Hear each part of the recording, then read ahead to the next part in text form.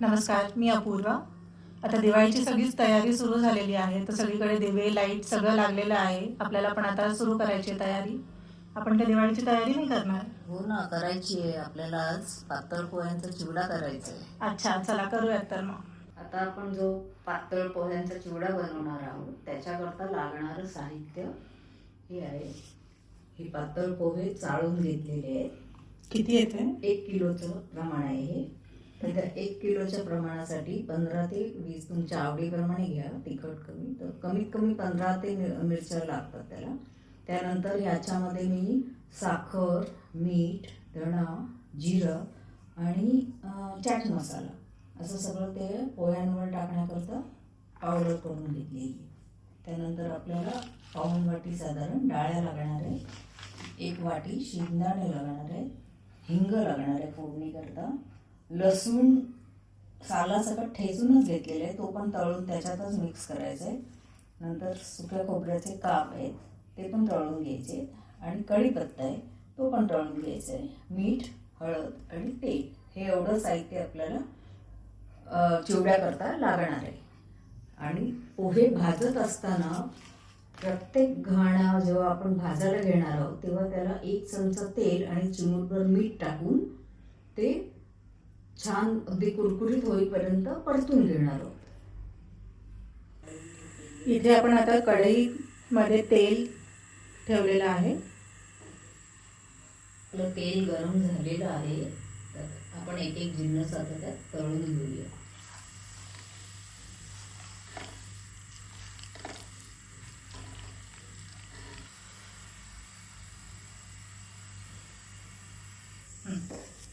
आपले शेंगदाणे तळून झालेले आहेत. आता आपण डाळ्या तेलात तळून घ्यायचे. ह्या फार जास्त तळायच्या नाही आहे कारण ते भाजलेले असतात, त्यामुळे हलकासा रंग येईपर्यंतच फक्त त्याला तळून घ्यायचं.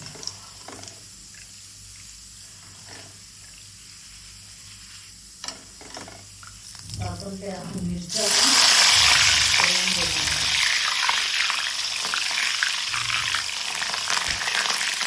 मिरच्या तळत असताना त्यावर थोडंसं मीठ टाकायचं, त्यामुळे त्या मिरच्या खाताना तिखट लागत नाही. आता आपण त्यात खोबऱ्याचे काप पण तळून घेऊया.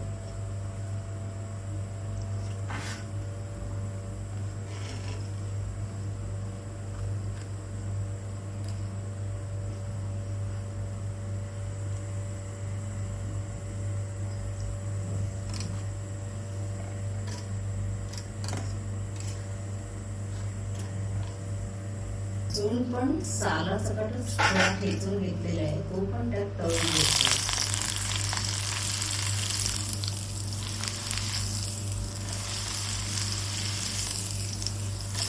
आता आपण कढीपत्ता पण त्यात तळून घेतोय. सुरसुरीत होईपर्यंत छान तळून घ्यायचं.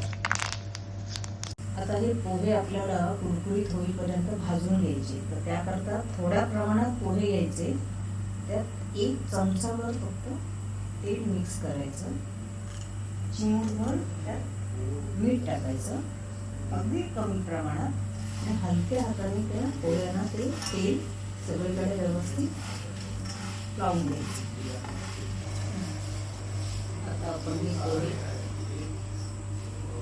एखाद्या जाड भांड्यामध्ये, कढईमध्ये वगैरे भाजायला ठेवायची.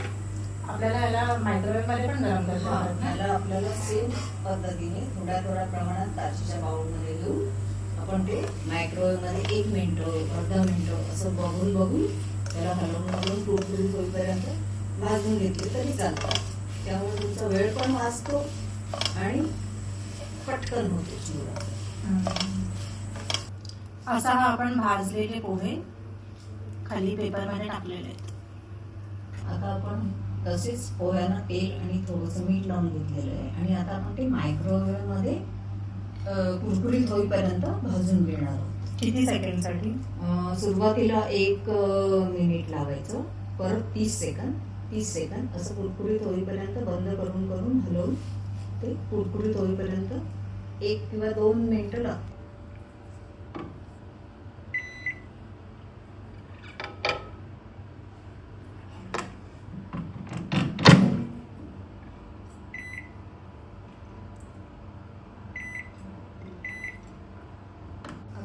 आपले सगळे पोहे भाजून झालेले आहेत. तर ते कोमट असतानाच त्याच्यावर आपण हा जो मसाला तयार केला आहे, साखर, मीठ, धना, जिरा पावडर आणि चाट मसाला, तो त्यावर थोडा टाकून मिक्स करून घेणार आहोत. म्हणजे तो त्या पोह्याला व्यवस्थित साखर आणि मीठ लागेल ते.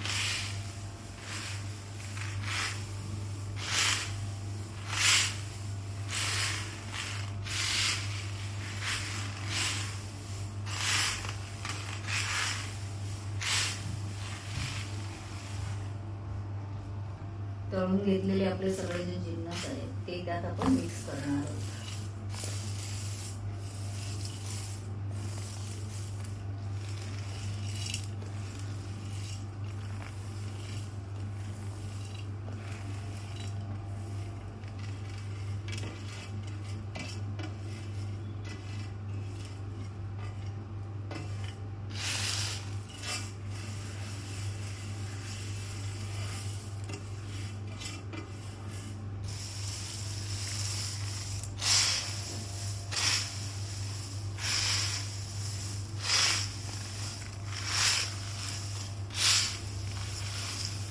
वाजता मस्त आहे पण.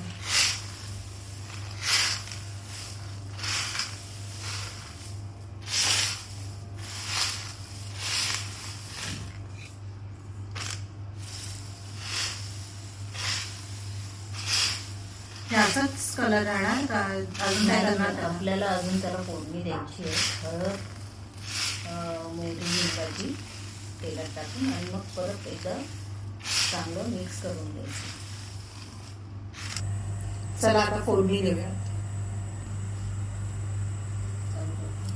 आता आपलं तेल तापलेलं आहे, त्याच्यात आपण मोहरी टाकून देणार आहोत.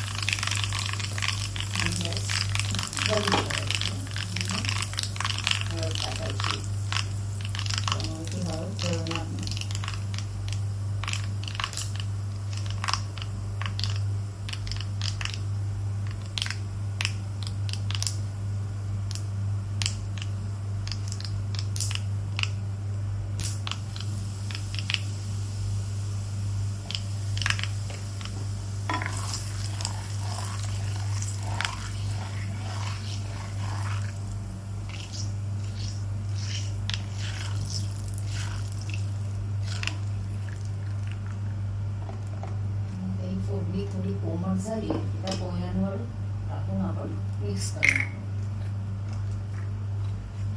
पण चिवड्या करता जी फोडणी केली होती ती त्या पोह्यांवर टाकून मिक्स करणार आहोत.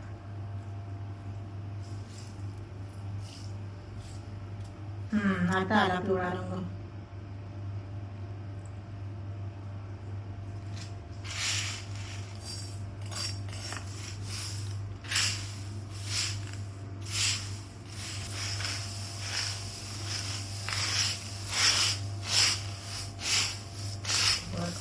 खाली करून ते सगळं खालचे पांढरे ते सगळं.